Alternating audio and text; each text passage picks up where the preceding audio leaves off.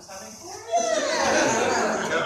Okay, what I'll do is we'll have a chat afterwards. I don't want to put you under pressure here. You have the right to say no, that's okay, and I can find someone else who's done a few of them to go in there if I need to. So we'll catch up at the end of this. Okay, great. That's the indicated he's going to organise substitutes for today and next week. Yeah, so that's what I realised, and so I might, if you can't, I'll see Cara. That's up. So I will sort out subs and I'll move everyone back around.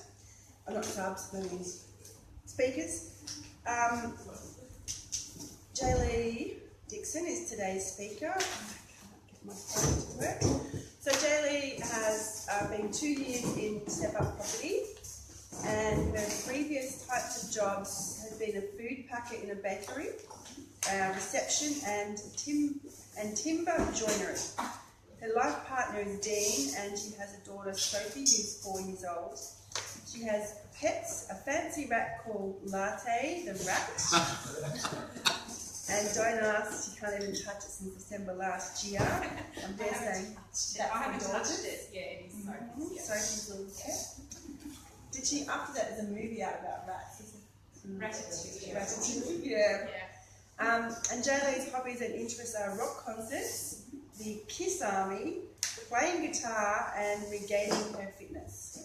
She's from Bendigo and she's lived here her whole life, and her burning desire is to continue doing what she's doing now, to build and evolve Step Up Property. And what no one knows about you is... I have a collection of dolls called Crypt Kitties, and they're actually very collectible. I think there's only 1,000 of each in the 3 series made in the entire world. So if you ever see a Crypt Kitty for sale on eBay or anything like that, please let me know. They retailed it initially for around $39.99 in the US, and they're up to about $200 each so far. So I've got about 8, but I'm looking to finish my collection. And they're all in their boxes? They're all in their boxes. They've each got a little certificate and a rattle or a bottle or something. But I haven't actually opened one yet, which is a bit sad. No, but I wonder why they didn't take off. Yeah. Look at the big baby. Yeah. So, they're in the top of the cupboard, hidden away. So, and the keys to success is to believe in myself and to do it. So Jaylee's got 10 minutes. At 8 minutes, I'll give you a warning. If you have any questions for Jaylee, please take some notes and organise a one-to-one to have those questions answered. Just put a point at, and next, no, you're gone. Okay, Yeah. thank you. So as I mentioned before, I am live streaming this on Facebook this morning, so for anyone that might be watching at the moment, if you could share this, that would be fantastic, and also everyone's present today if you'd like to share that afterwards as well. So I had a few, before I started Step Up Property, what I call light bulb moments, and they were pink light bulb moments, about my industry and what I wanted to bring into real estate in Bendigo, and that was a service and an approach that no one had seen before. To be remarkable and to make an impact on people's lives in a positive way, to provide a professional and personal service, to be authentic and genuine, to educate people surrounding property transactions, and to make their life easier, and also to exceed people's expectations, focus on solutions and keep things as simple as possible for people as well, and to be referable. And when I first came to BNI, that was the thing that struck me on my very first visit, and it resonated with the type of approach that I had already designed for Step Up Property, and that was to have people refer other people to me that were like-minded, and not rely so much on print advertising and me standing there as an agent telling people how good I think I am. It was, I wanted people to experience what I gave as a service, and in turn they would refer people back to me. And also to do things that matter matter, and I guess one of my catch cries is to leave people feeling tickled pink at the end of their experience with me. So one of the people who is in this room that I met when I first came to BNI asked me if I'd heard of a book called Purple Cow, which I hadn't at that point, which I then went away and got the book and read that. But it sort of struck me at the time when the question was asked, I think the statement was, that's a very purple cow thing to do. And I remember standing there thinking, does this guy just call me a cow? Or just trying to work out what was going on. I didn't know about this book. So I'll just read a small section from the book, and it is the problem with the cow is essentially the problem with fear. If being a purple cow is such an easy, effective way to break through the clutter, why doesn't everyone do it? Why is it so hard to be purple or pink, as in my case? Some folks would like you to believe that there are too few great ideas, or that their product or their industry or their company can't support a great idea. This, of course, is nonsense. The cow is so rare because people are afraid. If you're remarkable, it's likely that some people won't like you, and that's part of the definition of remarkable. Nobody gets unanimous praise ever, and the best the timid can hope for is to be unnoticed. And criticism comes to those who stand out. So that actually really resonated with me, that part of the particular book. And the reason why is that I class myself and consider that I am very disruptive. I have always looked to challenge what the norm is and push the boundaries and do things differently and bring a different approach. So as a real estate agent, I am digital everything. I try and avoid paper wherever possible. Flexible, so I'm not time bound by the office because I work from home, I work from my car. I can swap out time during the week. If I need to do something family orientated, then I can do appointments during the weekend when it suits the customer as well. I give access, so tech savvy agency and using cloud-based systems called Property Tree, and that gives access to my landlords and tenants 24/7. So if my tenants ever want to sign into Property Tree and find out where their rent's paid to, they can do that whenever they like. They can lodge a maintenance request. Likewise with landlords, if they wish to jump online, print off the statements, end of financial year statements for their tax agents, they can do that as well at any time. Versatile and adaptable, so I sell and manage, and there are not very many agents around that do that. You either are pigeonholed into sales or you're pigeonholed into property management. So I started in property management and have built on my strengths in property management and building relationships with people, and brought that across into the sales world. To be solution focused and process driven, and really important to me is to put people first and the property second. So I'm very much into building relationships with my clients, and I see the transaction as secondary to that experience for them.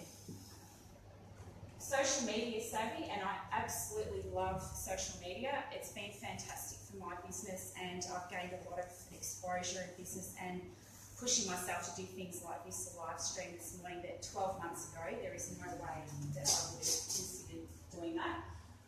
I also do electronic lease signing, electronic applications and electronic bond lodgement. So I've had situations where I've had leases signed between Bendigo and Morocco. The landlord was in Morocco on holiday. I had a tenant fly out to the States, and she signed her lease from an LA Lakers basketball game. She was courtside signing her lease with Step Up Property. And customised sales approach tailored to the vendor. So I will go into a scenario and ask the vendor what they want, how they want the property to be marketed, not what I want. So I do tailor that specifically to the vendor. And another thing that I live by as well is they zig, being other agents zig, and I zag. So whichever way mainstream is going, I will comfortably navigate and pretty much be disruptive and go to the opposite. So today I'm going to talk about selling. So vendors start your engines, and I've got just a bit of an explanation around 3 types of buyers, and just give you some hot tips for vendors that are looking at selling their property. So 3 types of buyers. Number 1 is the emotional buyer, and they are the ultimate buyer for your property. They'll pay over the top because they fall in love with the property and they must have it. Their money will not get in the way of them acquiring your property. They do move very quickly. If they see something they like, they generally want to buy it straight away, which can spook the vendor as well. So it's I need to educate vendors that if they do get an early offer, sometimes that is the best offer, and to consider taking that. And then we move to the probable buyer. So the probable buyer will pay most likely what it's worth based on comparable sales. They're level-headed, they take their time and they do their market research for the consideration, and they keep their options open. And the 3rd type of buyer is the mathematical buyer or the bargain hunter. So they'll only buy a property because it's a bargain. They're looking to get as much as possible for as little as possible, and they basically couldn't care less if they miss out, and they'll very quickly move on to the next one. And another terminology that I use is a carpet kicker as opposed to a tyre kicker in the car sales world. So eeny, meeny, miny, mo, to catch an emo by the toe, being an emotional buyer, I need to be a house price maximiser, and I help people do this by being a realestate.com.au premier position advertiser now. We've subscribed to that. So if you list your property for sale with us, you'll get the best ad available online, the biggest photos, rotates back to the top every 15 days, and the best presence available online. Professional photography and video. Recently had a situation where, thanks to Stacey's work, we've got, I believe, over 15,000 reach on Facebook on my newest listing, Canvas Forest, and I think we're over 9,000 video views of that drone footage flying over the property as well. Presentation is to keep the property clean, declutter, colour neutral where possible, tidy up the garden, stage the property if it's empty, and for me to qualify the buyer and not just have tens and tens of people go through a property that potentially aren't serious buyers, which is important for the vendor's privacy or tenant's privacy as well. This is property the first property that I sold when I started Step Up Property. So I went in and advised them to get rid of the colour scheme. So we had aqua, which neutralised back, and it looks so much better. This room here was actually purple as well. So and testimonial from that vendor, it was your understanding of our situation and our needs, your drive and professionalism that made our 3-month relationship work so well. They previously spent 13 months with another agent, and they'd go and sell our house in 2 months with a 30-day settlement. We couldn't be happier.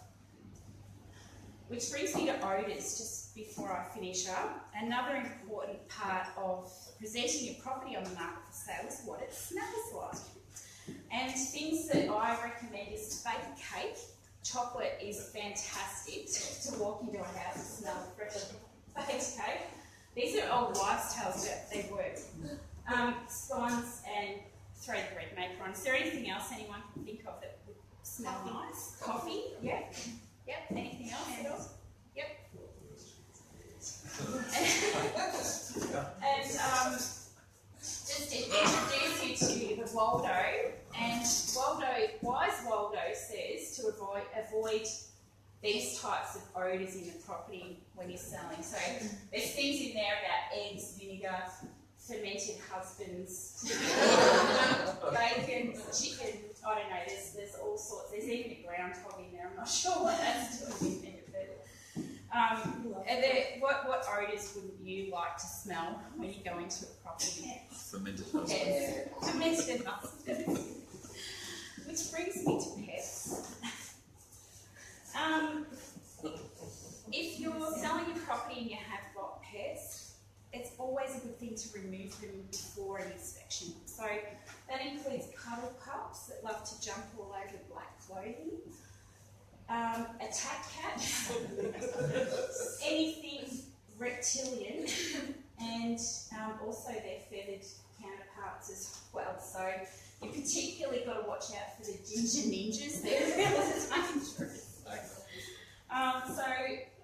My call to action is, as I mentioned, Facebook is a huge thing for Step Up Property. So if you see posts on social media that are looking for a real estate agent, I won't comment because I just let people make their own decisions. I do see there are agents in town that they're pick me, I won't do that. So if you ever do tag me into a post, know that I have seen it, but I won't engage in the dialogue. I'll let people come to me. And any emotional vendors, conversation starters, we'll get to the bottom line. So people that actually require a service to sell their property and guide them through the process, please get them to give me a call. So,